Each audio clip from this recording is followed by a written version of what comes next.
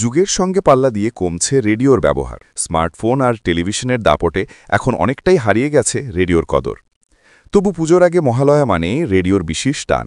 ভোরবেলা বীরেন্দ্রকৃষ্ণ ভদ্রের কণ্ঠে মহিষাসীর মর্দিনী শোনার আবহ বজায় রাখতেই আজও বহু মানুষ রেডিও সারাতে ছুটে যাচ্ছেন দোকানে। বর্ধমান শহরের দত্ত সেন্টারের একটি ছোট্ট দোকানে চলছে এমনই ব্যস্ততা। দোকানের মালিক নিমাই চন্দ্র মোদক প্রায় ৬০ বছর ধরেই রেডিও মেরামতির সঙ্গে যুক্ত।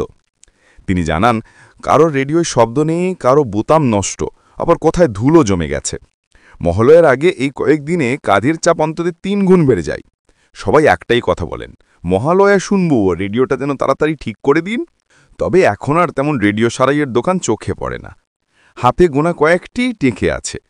তবু সেই দোকানগুলিতে এই মহালয়ার আগে রেডিও দিয়ে দিতে আসছেন বহু মানুষ। রেডিও প্রেমীরা জানান, মহালয়ার সকালে টিভি বা মোবাইলের মাধ্যমে অনুষ্ঠান শোনা গেলেও ভোরবেলা রেডিও চালিয়ে শোনা বীরেন্দ্রকৃষ্ণ ভদ্রের কণ্ঠে মহিষাসুর মার্দিনীর আবহ অন্য কোথাও পাওয়া যায় না।